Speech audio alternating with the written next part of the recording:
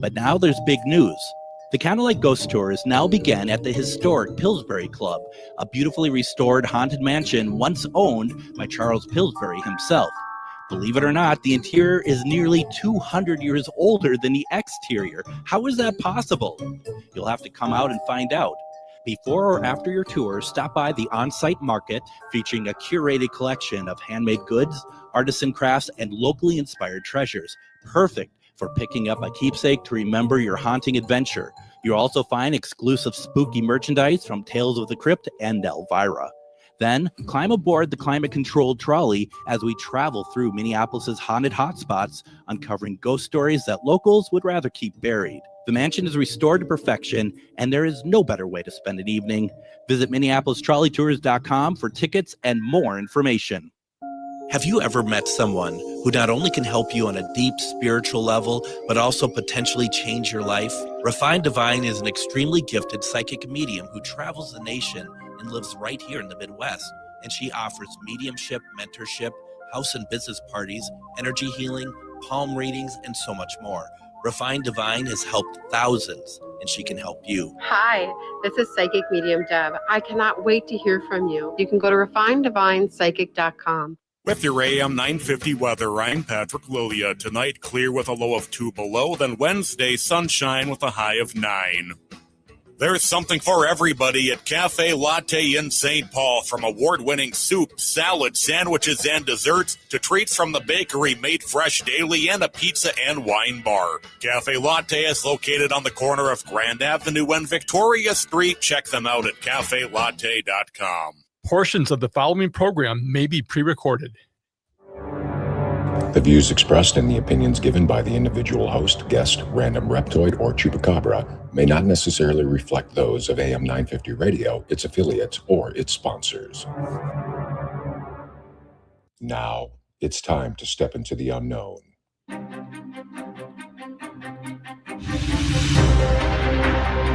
There are things people experience but never talk about. A shadow moving in the corner, flickering of the lights, a disembodied voice. We invite you to talk with us, share your story, share your experience, because this isn't just your story, this is our story. This is GhostBox Radio with Greg Bakun. And this is GhostBox Radio on AM 950, where every night we talk about the paranormal, ufology, Bigfoot, and so much more. My name is Greg Bakun. Thank you very much for joining us tonight. And as we heard the weather right before the show started, it's good to see that the awesome weather is still continuing, 200 degrees below zero. And it seems like that's not going to be changing anytime soon. But I have to say, honestly, over the weekend, I think we were at 17 below. Yesterday, we were at something like,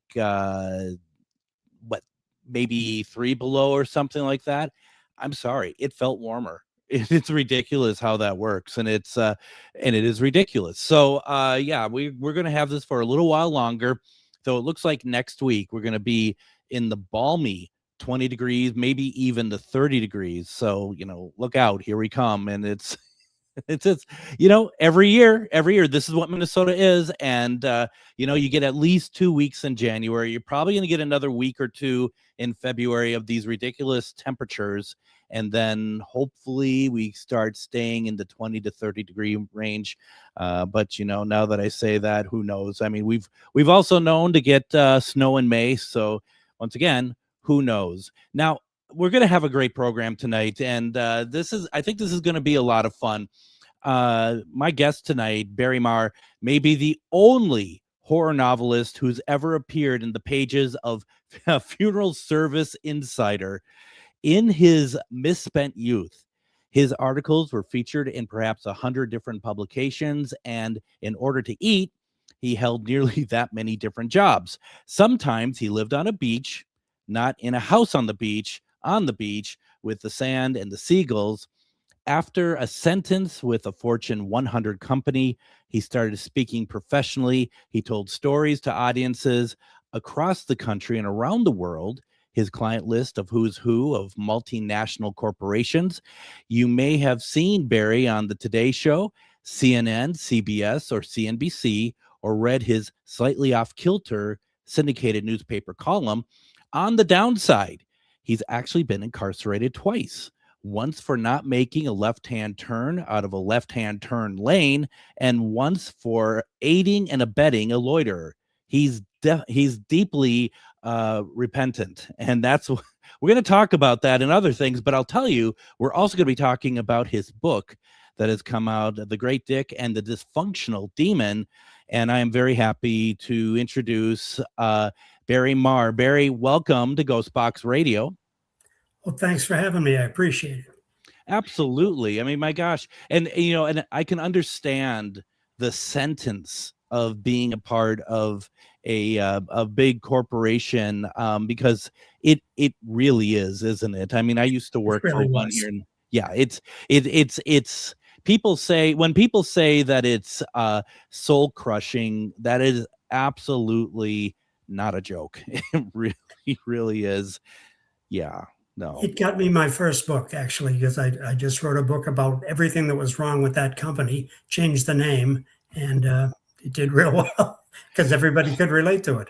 Well, and that's just it. I was just going to say that you could go almost to every one of the big companies and say, you know, what really annoys me about the place I work is blah, blah, blah. And they'll be like, yeah, no, we get that here as well. There's something about that culture that makes it so ridiculous. And that's, I think this is like the 7th time I used the word ridiculous tonight, because there's a lot of ridiculous stuff going on. And I do not miss working for a big corporate place. That's all I'm going to say on that. Okay. Ridiculous. And I just got here. Yeah, you're just started. So we're going to talk about your book, The Great Dick and the Dysfunctional Demon.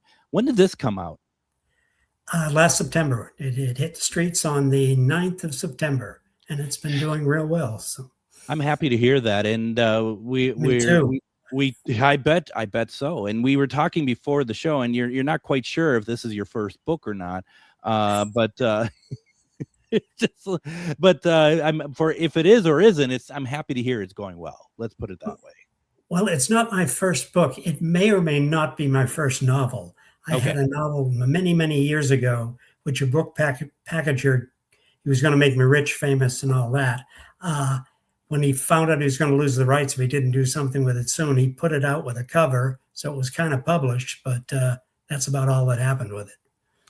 And so the book that's out now, and it's available, you can get it through Amazon, and you can also, if you want to, go to your local bookseller, and if they don't have it, ask them to order it in and keep the business there. What is the book about? Let's start with that.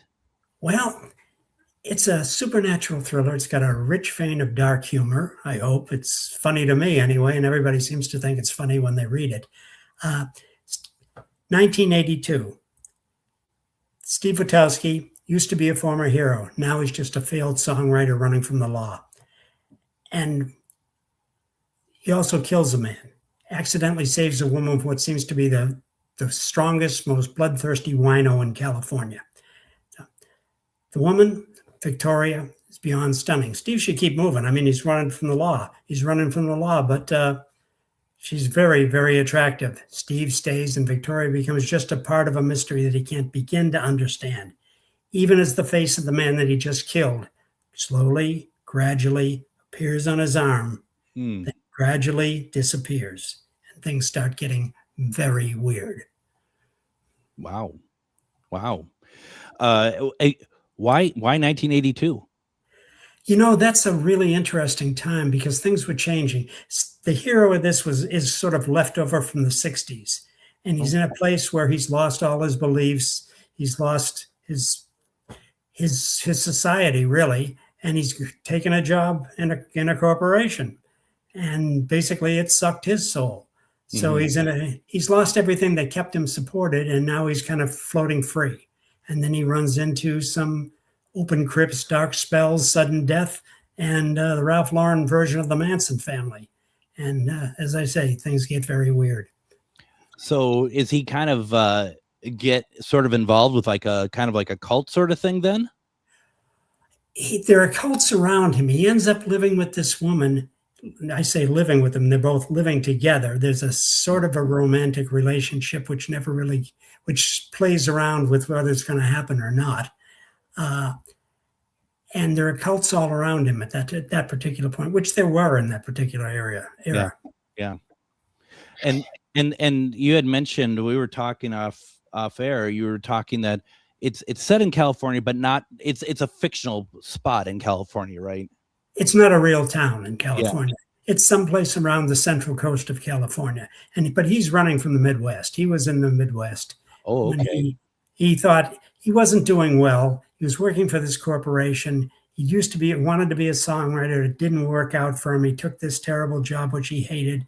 And then he figured he could make one big score and maybe he could start writing again and working on his music. Well, the one big score was a drug deal that blew up in his face, and he ended up running from the law.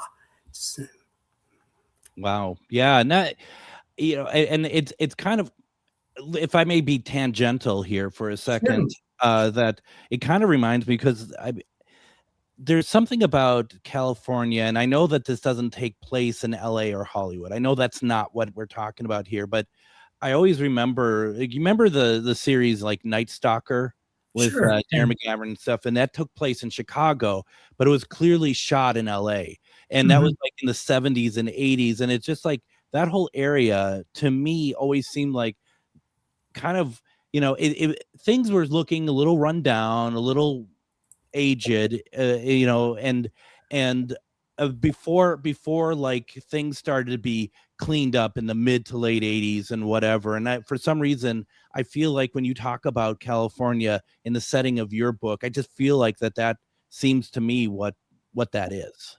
Well, that's what's happening here. They're in a place that used to be on the freeway, is no longer on the freeway. The road moved. There's an old dilapidated church, which the woman has just bought for God knows what reason. And Steve ends up staying with her because she's beyond gorgeous, and theoretically helping her out with this dilapidated old church, which used to be a brothel. Oh, okay. And so he kind of is just blindly following her, basically, because she's beautiful. Because she's beautiful, because he's at the bottom of his life, of the arc of his life, and she's rich, successful, beautiful. Nice. And he's thinking, if this woman wants me, I'm a success. After all this, after everything's failure.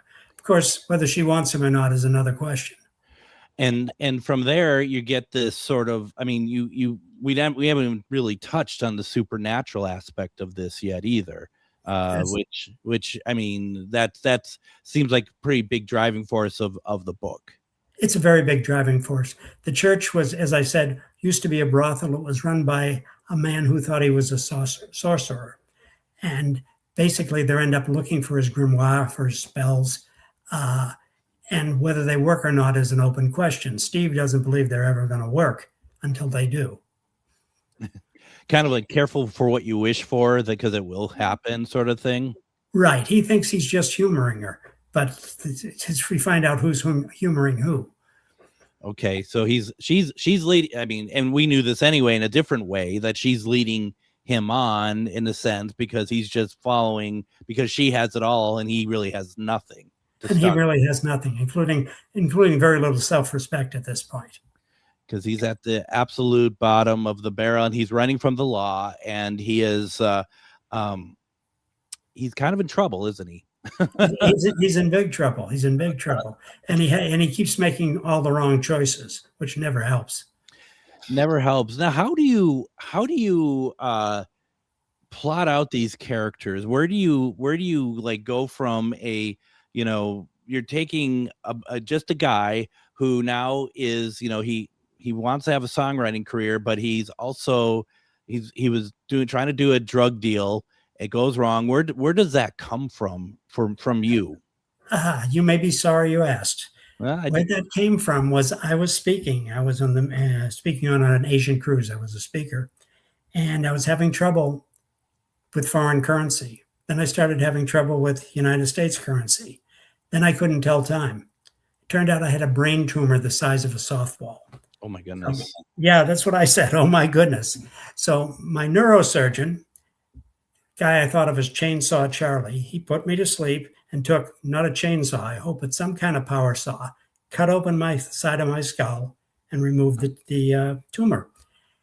I might have had a seizure. They weren't sure. But I woke up with Lady Gaga singing nonstop in my head. Same song over and over and over again on a loop. And this vivid, fully formed, horrific story, which was like a memory of something that I just watched. It's complete with like open crypts, dark spells, sudden death, and the Ralph Lauren version of the Manson family. And that is what became The Great Dick and the Dysfunctional Demon. So that's where I got this idea from. I hope if there's a sequel, I don't have to go through that again. It was kind of a pain. What has to happen next for the sequel? You don't want to know. No, no. So you had this horrible thing happen to you, this brain tumor, but it kind of created, sounds like a pretty fully envisioned story then, huh? It was amazingly full. I mean, obviously I fleshed it out and worked out a lot of the themes and added a couple of characters, and that way I've turned it into a novel. But it was amazingly full when I woke up, and I couldn't shake the story. But, you know, as far as what I went through, I was really lucky compared to what a lot of people went through. The tumor didn't encroach upon my brain, so I was able to regain the ability to think clearly, at least as clearly as I ever could. I can tell time like a champ. I can work. I can write. If anything, it's probably made me more empathetic and probably more focused and a better writer. And it gave me the story. It gave you the story, but my goodness, softball size. Yeah, it was pretty amazing. It was really big. One of my cancer doctors afterwards didn't address it to me. When they see you've got a tumor like that, they address everything to whoever you're with. Addressed to my wife, said, could he walk? It was like, I couldn't tell time, but I could walk. Do you have it in a jar at home or something? I mean, something honestly, something like that. I mean, I think I would want it in my, just because it's incredible. You know, I wish I'd thought of it at the time. They didn't give me that option. Which piece would you like of your body? You know, but I mean, I'd love to have it. I've got pictures though. You don't want to see them. They're pretty gross. Probably not. Yeah, they're not going to be like, do you want this in a, do you want us to wrap it for you or put it in a to-go box? Yeah, no, it's just incredible. Barry, this is what I think I want to do. I want to go ahead and take our first break. When we come back, I want to talk a lot more about the book, The Great Dick and the Dysfunctional Demon. I want to talk a little bit more about where Barry got his ideas, as well as if you have any questions, go ahead and put them in the comments. Don't go anywhere. You're listening to GhostBox Radio on AM 950.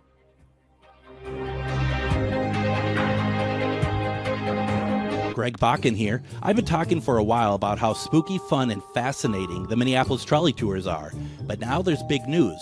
The Candlelight Ghost Tours now begin at the historic Pillsbury Club, a beautifully restored haunted mansion once owned by Charles Pillsbury himself. Believe it or not, the interior is nearly 200 years older than the exterior. How is that possible? You'll have to come out and find out.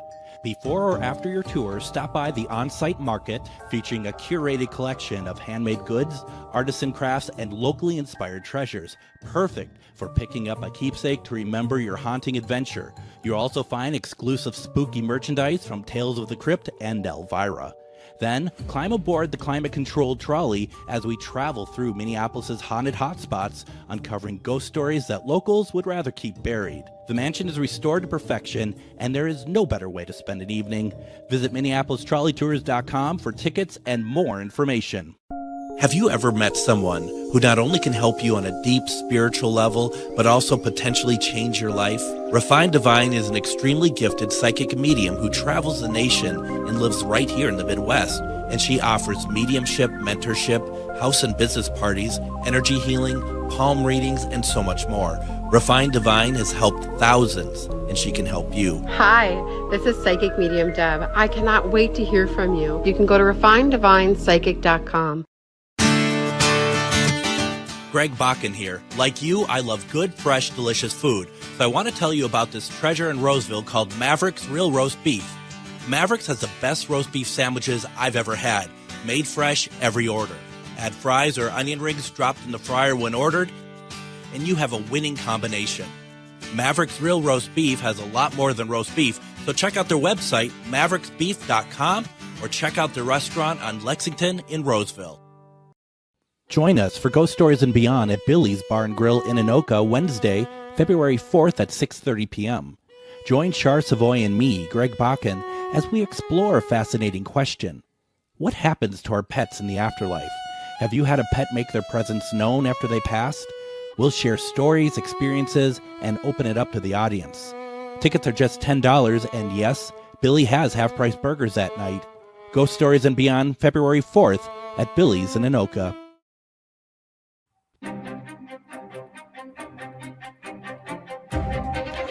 We are just about a week away from Ghost Stories and Beyond. As you just heard, we're going to be doing a special night of Pets in the Afterlife. If you have a story of your pet that passed and that you feel like they came back to you, come on out to Billy's in Anoka, get a half-price burger, have a beer or something, and tell us all about it. We'd love to hear your story. I have stories. A lot of other people have stories. It's going to be, well, I was going to say it's going to be a fun night. It may also be a rather emotional night as well, but that's okay. That's what the beer is for. That's what half-price burgers are for. Hope to see you out there next Wednesday. We have as our guest tonight, author Barry Maher. We're talking about his new book, came out in September, The Great Dick and the Dysfunctional Demon, and that is available currently over on Amazon. And I would like to say, too, if you'd like to use the GhostBox Radio Amazon affiliated link, go to ghostboxradio.com/GhostBox Book Club. Click the link to get to the book, and you get a great read as well as supporting GhostBox Radio at the same time. Barry, this is... you got someone in the comments here. Courtney says, she says past life stuff possibly. Now you write about it in the book, but the supernatural stuff. Do you believe it in any way? Do I believe it really happened as past life stuff? Well, no. Do you believe in supernatural stuff in general? It's one of those things. I've had a couple of experiences which I can't explain. I don't know one way or the other, to be very honest. Sure. And when it came time to put aspects of supernatural into your book, did you make it up? Did you do any research? Because supernatural, you don't necessarily have to have research, right? It's supernatural could be anything, in my opinion. So you could just write whatever you want. But where did you come with it? How did you approach it? A lot of it came out of the experience of having the brain tumor and what happened to me when I woke up. It was in that story. A lot of it was. I did a certain amount of research to get a lot of specific names and specific experiences because I want it to be authentic. When you're writing fiction, it's more important that that's real than when you're writing nonfiction, because it is real to start out with and everybody believes it's real. Yeah. When you're writing fiction, you got to convince them it's real. And hopefully I did that. I absolutely. Now, one of the things that I read a lot about your book, and once again, folks, the book is called The Great Dick and the Dysfunctional Demon. I've read a lot of people talk about the dark humor in the book, and so there is a element of humor, but there's also there's also a lot of horror in it as well. Did you find? I was going to say, do you find that easy to balance? But I would have to imagine it's actually very easy to balance in some ways. In some ways, because the humor has to grow naturally out of the story. Yeah. You could have the best joke in the world, but if it doesn't fit in there, it's clanky, Yeah. So it's got to really grow out of the story. And I did this. I probably wrote 8 drafts of this thing. And you'd polish every scene like a jewel, and you just polish it and polish it and polish it. And the humor would grow out of that. If it didn't, it didn't, and some scenes that are, quite horrific are also funny in places. So that's, it's just the way it worked out, and it works. At least I think it works, and people seem to think it works.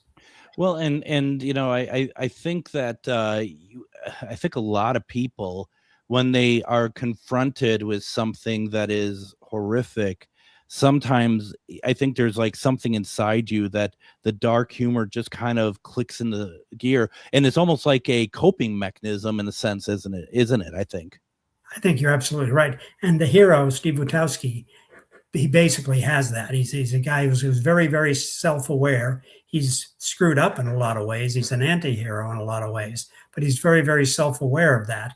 And he doesn't take himself seriously or the situations, so much so that it probably gets him into trouble when some of this stuff turns out to be real. What I would think too, that he's had so much stuff go wrong now that it's only, if it were me, and I've been in situations not where, I've killed anyone or anything, but you get in situations where you feel like you've lost everything, and it's like the only possible way to go is up. But even if more bad stuff happens, all you end up doing is joking about it and laughing about it, because that's all you have left. That's it. And if you maintain that sense of humor, you can get through it. Without the sense of humor, I don't know how you get through some of these things. Now, you as Barry Maher, do you have just in general a very dark sense of humor? I think, I read a humor column. The slightly off kilter column is humorous. I think I have a sense of humor which I bring to all kinds of situations. Mm-hmm. If I'm dealing with a dark situation, I have a dark sense of humor. If it's not dark, it's it's another kind of sense of humor. But I try to bring a sense of it's natural for me to bring a sense of humor to any situation. I think I got that from my mother. She was a nurse, and she could take care of the worst situation and turn it into something that was enjoyable. It's interesting that you mention the nurse, because I've interviewed for the show hospice workers, and it sounds like because they are around it so much, death and whatnot, that they have some of the darkest humor you can imagine. And they don't broadcast it, but obviously they don't tell people, but amongst themselves, because one has told me it gets this very dark place, but it's also the if you lack of a better term, community that you're around. You're kind of playing to your peers in a lot of sense there as well. Sure, that makes perfect sense. Yeah, no, it's very interesting. And where do you think humor comes from for you? I find humor, to me personally, humor is just such a powerful piece, especially deployed at the right time in a lot of different scenarios, just as you talked about. Is it a lot mainly from the situation, would you say? Most of my humor comes from the situation, which is why in this book, it was easy to have dark humor in there. There were dark situations. The humor grew naturally out of the situation. I would think, rather than trying to force it in there, I need a joke here kind of a thing. And it's like, yeah, because I think I understand where you're coming from there, because there is like a tendency to have good dark humor. Something forced would almost be like a James Bond quip after something, just like what, It's not horrible, but it's just it doesn't match. And I'm a darker sort of person personally, and I can imagine that you can be able to you could really stretch some boundaries, I think, being able to do something like that. And you had mentioned that these are that all this has been very, very well received. I'm happy to hear that, because good dark humor, in my opinion, there is nothing better than that, quite frankly. Yeah, this has gone over really well. And again, I was concerned about that. We first sent out the book. We sent it out to 15 prominent writers. And I was thinking, some of them are going to hate this book. Fortunately, none of them did. We got 15 raves coming back in, which was, it's a brag. I get to say that as a brag, but it was mostly a huge relief. Yeah. Well, I would assume if they didn't like the dark humor along with other stuff, it'd be probably be a massive rewrite, wouldn't it? After I got to that stage of the book, I was really happy with what I had. Sure. I probably would have said, let's go with it. Sure. It's hard to say. I liked the story. I felt it was a story that needed telling. I felt it said a lot about people and a lot about humanity. But I felt it was exciting. So I probably would have stayed with it, and we wouldn't have had those 15 great blurbs to put in the front of the book. And maybe nobody would have ever bought a copy, but I would have had the book that I wanted to write. Well, and I guess that's true. I mean, that's a huge part of it, that you're not writing a book by committee. You're writing it, I would assume most people, when they're making something, a creative endeavor, you're mainly doing it for yourself, right? I mean, you're hoping that other people are liking it, but you're if you're not happy with it, then what's the point, right? Yeah, well, to me, it's communication, but it's communication. You've got to feel good about it. It has to feel honest, has to feel real. Yeah. If I didn't feel good about it, or if I put in a note there which didn't seem right because somebody else who probably knew more about writing the book than I did said I should put that in there, it just wouldn't have worked for me. With this book, and where it takes place and the characters that are in it, do you think that this book has like legs to kind of like almost like create a universe out of it, where you could have more stories set in the same period with some of the same characters and work towards that? Yeah, I wrote it as a standalone book. It was set up as a standalone book, but since I've finished it, I mean, the stories, the characters, I like the characters so much. The excitement was so big. Yeah, I'm definitely working on a sequel to the thing. Well, I've talked to other writers before who write fiction, and there has to be really something incredible about being a world builder, where you can really, you're in control of all these people's lives, so to speak, right? Right. Are you surprised where some of their stories went from the time that you first thought of them, like created them, I guess, to where they ended up in the book? Yes, no question about it. I'm surprised where some of the characters went. There's Right. one character in the book who's a key character, and I knew he was going to perform a certain function because I had the story basically in my head, and he turned out to be far more likable than I expected. Turned out to be a heck of a lot funnier than I expected, and he basically just about stole every scene he was in. So it was a complete shock. Actually, I didn't expect him to be doing that function at all, but he wanted to do it, and he did it. Well, and I think there's something really interesting about that, where you can, you probably start writing almost like a little bit of favoritism for him because you like the character, perhaps. I don't know. I'm sure. Yeah, I'm sure. And on the other side of it, did any characters give you like any grief? And I don't mean like they're a pain in the ass to write or anything, but were you like really sad about their story or what ended up happening to them? Because you're so invested in them as you're writing them. Yeah, actually, there's a character who I felt badly about most of the way through the book. I won't say who it is because I don't want to give that away. No. But yeah, I felt bad. I knew where the story was going. I felt a great deal of sympathy, and it was almost like, you're watching something unfortunate happen. Managed to mitigate that a bit just because I enjoyed the character so much. Did you feel guilt about any of what that character went through? That's a really good question. I think maybe I did a little bit. Yeah. I think maybe I did because I did mitigate it. I did change the original vision that came to me with the dream enough for that character to go where I felt she deserved to go. Wow. That's interesting. I remember years ago watching something, a writer about a TV show, and the show didn't make it was meant to be a 3-season show, and it only made it to the end of the second season. And he started talking about what was going to happen to the main character. And as he starts talking about it, he starts to cry. Yeah. Because she ends up dying, and that's not really where the show began.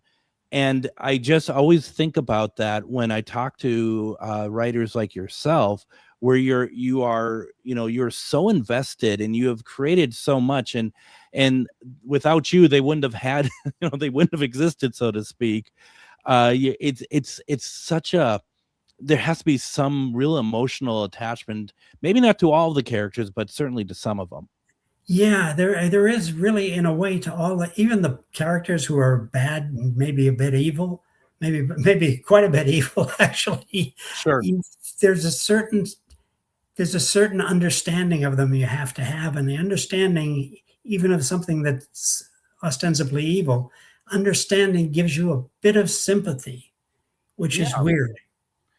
Yeah, that is. I mean, but it's really that has to be kind of fulfilling in a way, though, to be able to have that and be able to create these characters like that. I was also curious, did you create backstories, like further backstories that actually don't make it into the novel, but you wanted to be able to flesh some of these characters out a little bit more to maybe help you with your writing? Well, I had to understand where the characters were all coming from. Yeah. So yeah, there had to be more to them. There were things that don't necessarily get into the novel. And then there were things that came into the novel, which, I didn't realize that about that character. That it was what was necessary at that point, or what was revealed at that point. And it's almost like you're dealing with real people, but sounds a little psychotic, but that's how it is. It's almost like you're dealing with real people. You find out things about them. Sometimes you're not expecting those things.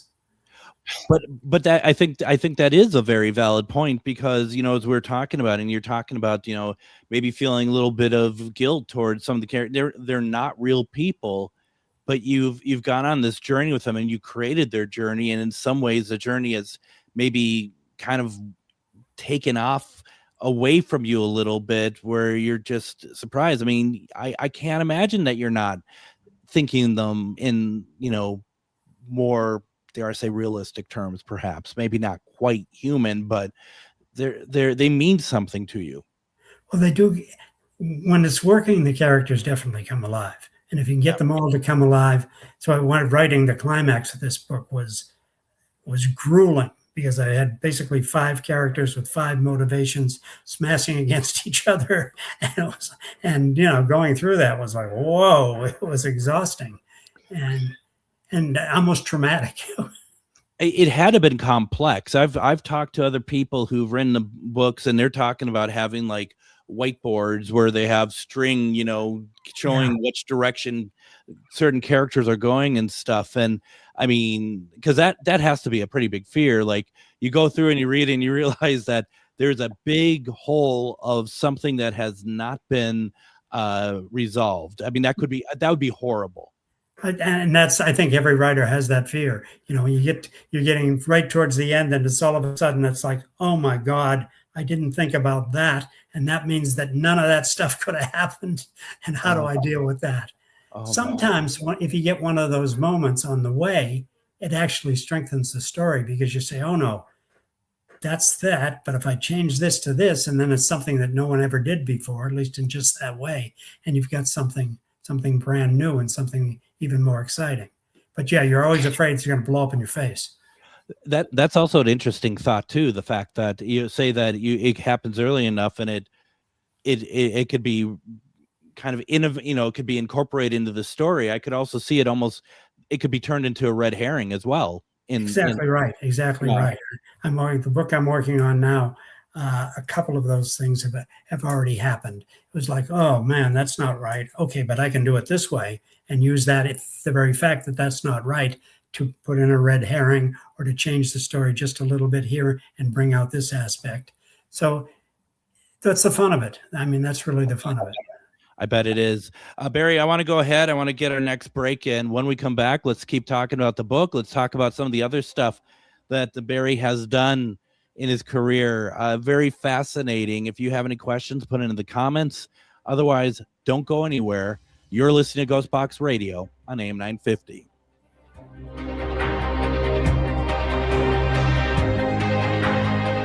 Greg Bakun here. I've been talking for a while about how spooky, fun, and fascinating the Minneapolis trolley tours are, but now there's big news.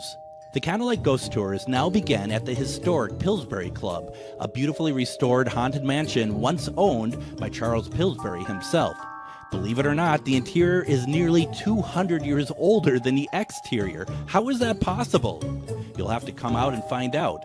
Before or after your tour, stop by the on-site market featuring a curated collection of handmade goods, artisan crafts, and locally inspired treasures, perfect for picking up a keepsake to remember your haunting adventure. You'll also find exclusive spooky merchandise from Tales of the Crypt and Elvira.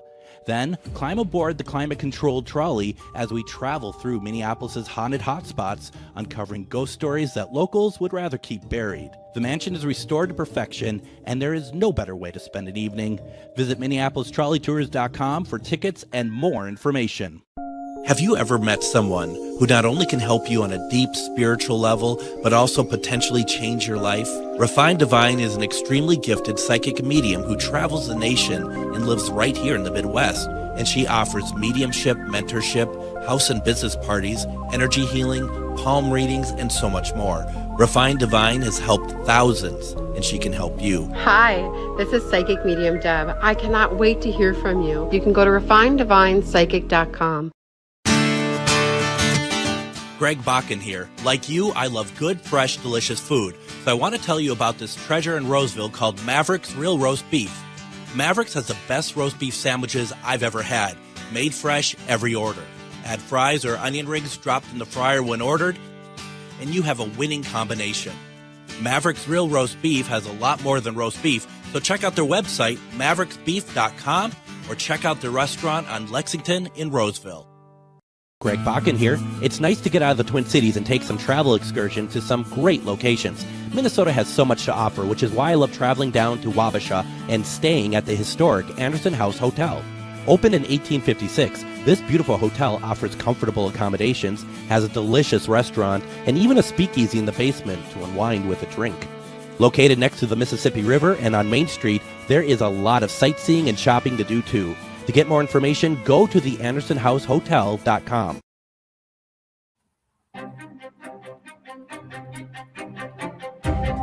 And join me tomorrow on GhostBox Radio with Greg Bakun. We are going to have on author William Jevnig. We're going to be talking about perhaps one of Minnesota's greatest hoaxes, the Minnesota Iceman. We're going to talk about that. We're going to find out where that came from, what it was about, and does this specimen or whatever it is still exist? It's going to be a very interesting program tomorrow. Thursday, we're going to do a replay talking about paranormal TV. And of course, we'll be back live Friday with Casual Friday. Can't wait for that. Tonight, we have with us author Barry Maher. We're talking about his new book, The Great Dick and the Dysfunctional Demon. And it's available on Amazon. And if you want to, I bet you can go to a local bookstore, have them order it, bring it in, buy it through them. Also, I'd like to just ask folks, if you're would like to, please go to ghostboxradio.com/Ghostbox Book Club. The book is there. Please click on the Amazon affiliated link. What ends up happening is you get a great book as well as supporting GhostBox Radio. Please consider doing so. Barry, I'm thinking now you said you're working on a new book. And I don't want to pry you for a bunch of information and stuff because I know that you're working on it. Are we talking in the same genre, or is it going to be something different? It's another supernatural thriller. It's a little different. This one doesn't have any demons, but it's got a ghost.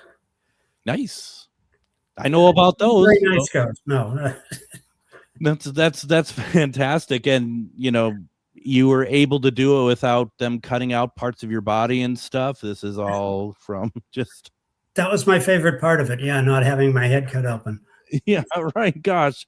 I mean, like you said, hopefully you don't need to do anything else for the sequel of this one. But what you're working on right now is not a sequel to this book, right? No, there's a sequel to this one that I'm putting together, starting to put together. But no, this is a totally different story. Okay, well, that's going to be exciting. When do you think are you hoping to get that out this year still, or are you just kind of? I'm not a fast writer. I have a weekly column. I do this the slightly off kilter column, so that takes up part of my time. So it would be nice if I finish it this year, but I don't think it'll be out this year. Well, let's talk about the slightly off kilter column. What is it exactly? It's just a syndicated column. It can be anywhere. If you have a newspaper, call them, demand that they carry it. it's a weekly column. It's a humor column. Mhm. It's my take on a lot of things and my application of humor to my take, basically, is what it is. It's like we talked about with the grim situations, with the dark situations. This is just whatever situation I call up, and then I go over it many, many, many, many times to bring out the humor in it. Is it like observational in the sense of what's on your mind and whatnot? And it's that's to a certain extent, yeah, but it's kind of off the wall. It's slightly off kilter. Sure. That's the name of the column, and it's slightly off kilter. And I'm kind of getting the idea that you're slightly off kilter. I probably am more than slightly off kilter, but I bring myself to slightly to do this and communicate with the rest of the world. Just to be part of the functional society, right? A little bit. That's it. No, I'm not writing a column, but I think I'm kind of right there with you. Just, and because it's also fun to be able to kind of be that way and just, and I why I talk about the humor part with you so much, because I love it. I love good humor. I love and I love smart humor as well. When you get something that you read and it's like, maybe even the first time you read it, it's like, oh, now I get it. And that's really good. Yeah. Actually, Absolutely. Couldn't agree more. Yeah. So, so it's across the country, this column then? Yeah, it's erratically across, like most syndicated columns nowadays. It's erratically across the country. And I apologize, because I really feel like when I'm talking with you about this as if, I don't know anything about this. But the fact is like, you're right, because you don't know. There's so many. It's getting harder and harder to read papers and get actual newspaper that I don't really engage in to. It's just a shame. Yeah, I think most of the appearances of this column are online. Probably it's on MSN. Picked it up, so it's on MSN. So that's probably the easiest place to find it. But yeah, because newspapers are newspapers, and they're not doing well. No, they're not. And it must be great that you write a newspaper column and then you come and talk to us on an AM radio station. You're really hitting all the heavy hitters of media tonight. That's right. Forward to the future. Yeah. And so, folks, just so you know, the column, once again, please go look for it, is slightly off kilter. Okay, take a look for it. And I hadn't read it. I'm going to go look for it though, Barry, because I think that I'm going to like what you write. Now you're not still writing for Funeral Service Insider, I hope. Right? No, that's been a while. What is that even? I don't even know what that is. You know what that is? That is a publication for funeral directors. And I think I was in it a couple of different times, actually. And at one point, as a speaker, I was a professional speaker for like 25 years. Yeah. And there was one time, I think I spoke to like 3 different associations of funeral directors. 2 of them were on Halloween. And they were the best audience. I mean, we're talking about dark humor. They were just right there the whole thing. They laughed at everything. They were great. Yeah, that would be. So it's like a trade paper then for funerals. I think so. It's a magazine, but yeah, it's a trade magazine for funeral directors. Oh, how interesting. It's still in business. Well, yeah, I suppose, yeah, that's one business that's never going to go away. They're pretty safe, I think. Yeah. With that. No, that's great. And then are you still doing like public speaking around the country and I do some. I don't do as much as I used to, because I was traveling all the time. I'd do a keynote in LA and finish at 8:00 and hop on a plane and be 8:00 the next morning in Minneapolis and doing an opening keynote. So I don't do that kind of thing anymore, but I do select gigs from time to time because it's fun. It's because I speak occasionally, and I just got done. I was at a convention this week, and I had 6 presentations. And when you said like you're taking the flight and you're getting, no one cares about that, do they? They're expecting No. you to be fresh and engaging and amazing. And Sunday, because for me it started Friday. By Sunday, I felt like I was a bike with my bicycle chain kind of just slipping. You know, when you're pedaling, just like, who are you? Where am I? You know, just Lady Gaga was playing in my head nonstop. Maybe you get a book out of it. Who knows? Yeah, maybe. I won't be so lucky. I think it's just going to be you doing that. Are you? So you're kind of focusing on ghosts for this next one. Does that? I mean, that really changes everything about where you can go with it. Because I mean, for me at least, when you're talking about demon with the book that we're talking about tonight, The Great Dick and the Dysfunctional Demon, and then you go to a ghost. I mean, I'm looking forward to seeing what kind of ghost you're talking about. It could be a nice ghost, could be a prankster, could be all sorts of things. I mean, that's kind of a smart way to go about it, I think Barry.